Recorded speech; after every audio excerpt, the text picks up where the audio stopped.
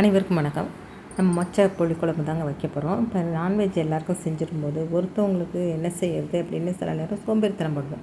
But நம்ம சோம்பேறித்தனம் பட்டோம்னா நம்ம உடம்பு வீணாக போயிடுவேன். அதனால் என்னோடய பிள்ளைகள் கட்டாயப்படுத்துகிறாங்க, அம்மா உங்களுக்குன்னு தனியாக இதை யோசிக்காமல் செஞ்சுருங்கம்மா, அத்தனை வேலையும் செய்யும்போது உங்களுக்கும் ஏதாவது செஞ்சுக்கணும் அப்படிம்பாங்க.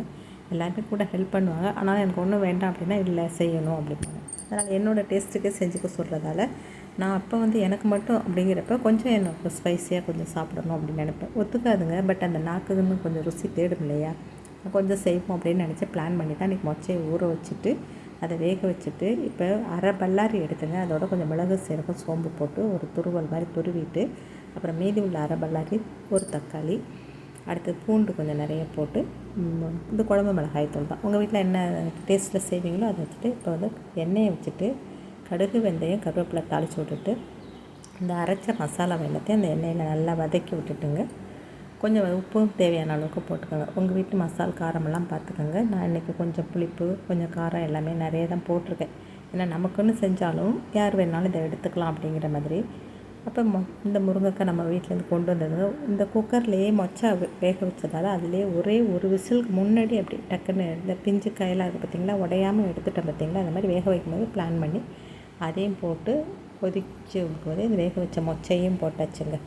இப்போ எண்ணெய் போட்டு நல்லா கிளறி விட்டுட்டு மூடி விட்டு போய் கொதிக்கட்டும். இதில் தேங்காயும் போடலை, எதுவுமே நீங்கள் பார்த்திங்கன்னா தேங்காய் போடலை. எண்ணெய் மட்டும் கொஞ்சம் இந்த இதில் கொஞ்சம் விளக்கெண்ணையும் சேர்த்து ஊற்றிருக்கேங்க. நம்ம தாளிக்கிற எண்ணெயில் நல்லெண்ணெய் வச்சுட்டு கொஞ்சம் விளக்கெண்ணையும் ஊற்றி விட்டேன். இந்த உடம்புக்கும் ரொம்ப நல்லது, நம்ம வயிறுக்கும் ரொம்ப ஹீல் ஆகுங்க. அப்போல்லாம் நாங்கள் தோசைக்கெலாம் நிறைய விளக்கெண்ணெய் தடவிவோங்க. தோசைக்கல்லில் விளக்கெண்ணெய் தான் தடவுவோம். அது மாதிரி மோஷன் ட்ரபிள்லாம் இருக்கிறப்ப விளக்கெண்ணெய் கொஞ்சம் தோசை மேலே நிறைய ஊற்றி சுட சுட முட்டையெல்லாம் பொரிக்கிறப்ப அதில் கொஞ்சம் விளக்கெண்ணெய் ஊற்றி சுட சுட சாப்பிட சொல்லுவாங்க. அப்போ அந்த ஃப்ரீ மோஷன் ஆகிடும். இப்போ பார்த்தீங்களா அவ்வளோ நம்ம தண்ணியாக தான் வச்சுருந்தேன். இப்போ நிப்பாட்டி பாருங்களேன், நல்லா திக்காக வந்துருச்சு பாருங்கள். இது ஒரு தொக்கு பேஸில் வச்சுட்டேன். ஏன்னா நமக்கு தனியாக குழம்பு வேண்டியதில்லை, காயும் வேண்டியதில்லை. இதில் பாருங்கள் என்னென்ன இருக்குது, மொச்சை இருக்குது, அடுத்தது நம்ம முருங்கைக்காய் போட்டுருந்தோம், அடுத்தது இது காலையில் வேக வச்சது இந்த ஸ்வீட் பொட்டேட்டோ, அதாவது சீனிக்கிழங்கு சர்க்கரை வெள்ளிக்கிழங்கு சொல்லுவாங்க, அதில் ஒரு 4-5 பீஸ் இருந்துச்சு.